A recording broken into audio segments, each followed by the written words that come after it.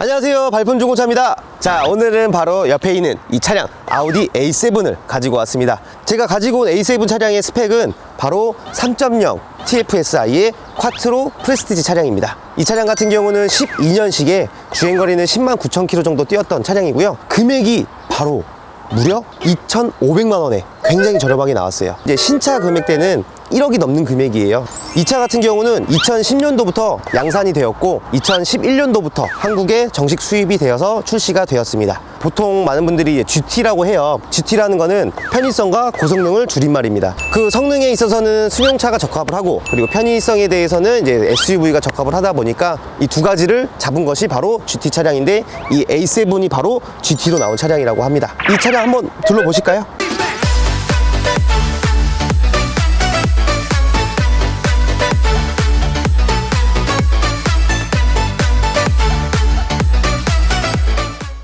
이 아우디 같은 경우는 독일 3사 중에서도 아우디가 조금 어떻게 보면 이제 가성비 쪽으로 많이 유명해요. 그리고 디자인 쪽으로도 보게 되면은 지금 이 차 같은 경우는 1세대 모델이에요. 그래서 딱 첫 번째 11년도에 출시되었던 이 차량하고 동일한 디자인인데, 지금은 직선을 많이 추구를 하다 보니까, 디자인적으로 많이 하다 보니까 지금 신형은 이제 뭔가 날렵하고 일직선으로 뻗어 있다면 1세대 모델 같은 경우에는 이 곡선을 띄고 있죠. 그리고 여기에 데일라이트가 기본적으로 들어가고, 신형 같은 경우는 이제 턴 시그널이라 그래서 비상등을 켜게 되면은 이 깜빡이가 시그널처럼 무빙으로 왔다 갔다 하게 되는데, 이거 같은 경우는 그냥 일반 깜빡이처럼 나오게 되는 이 라이트를 가지고 있어요. 옆쪽으로도 한번 볼까요?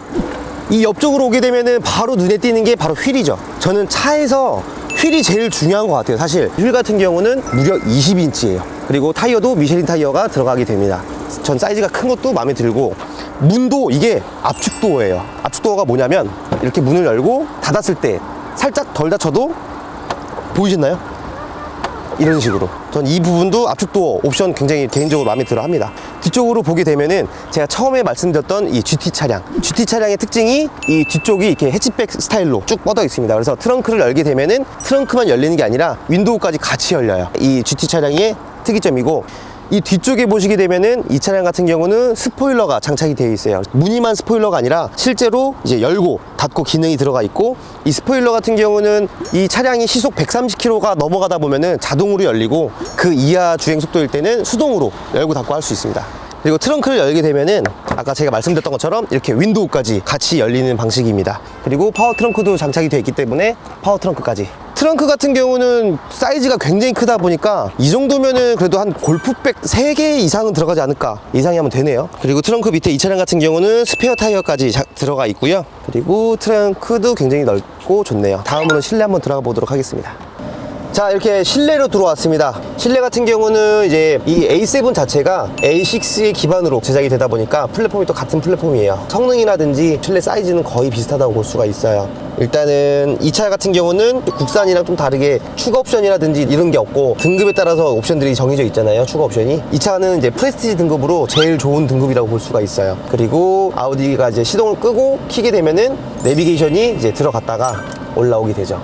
제가 밖에서 스포일러 설명드렸던 것처럼 이제 수동으로도 열고 내리고를 할 수가 있고, 센터페시아 밑으로 이 콘솔 박스를 보게 되면은 이제 조그 셔틀도 달려 있고요. 전자 파킹 들어가 있고, 이거는 이제 터치패드예요. 마우스처럼 내비게이션이 보이는 왔다 갔다도 할 수 있고, 아니면 버튼을 눌러서 1번, 2번, 3번 이런 식으로 터치도 할 수가 있습니다. 그리고 이 디자인 쪽으로 하이 그릇이 들어가 있는 이제 디자인을 많이들 선호하시는데, 이 우드 모양의 디자인이 들어가 있는 옵션이 훨씬 더 높은 옵션이라고 보시면 돼요. 근데 저는 개인적으로 이런 우드 그림이 들어가 있는 것보다도 뭔가 깔끔하게 그냥 이제 하이그로시가 돼 있는 게 더 나은 것 같아요. 그리고 이제 썬루프까지 옵션이 다 들어가 있고, 통풍하고 열선은 그대로 다 들어가 있고요. 그리고 스피커도 보스 스피커가 들어가 있습니다. 거의 그냥 완풀이라고 보시면 돼요.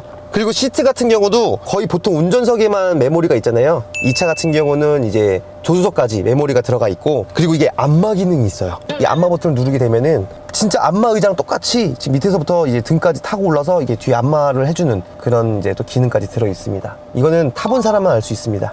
그리고 이 차 같은 경우는 지금 사고 이력이 단순 교환 도어 하나가 있어요. 그거 말고는 앞쪽으로는 아무런 사고 이력이 없는 신품 상태 그대로라고 보시면 되고요. 볼트 풀린 자국도 전혀 없고, 그리고 이 차 같은 경우는 또 12년식이다 보니까 미세누유가 없으면 좋겠지만 미세누유가 없을 수는 없기 때문에, 미세누유는 있지만 뭐 수리를 해야 된다든지 뭐 급한 상황은 아니기 때문에 운행하는 데는 전혀 지장이 없다. 한번 제가 시운전까지 한번 해보면서 이 차 상태가 어떤지를 솔직하게 한번 리뷰를 해봐 드릴게요.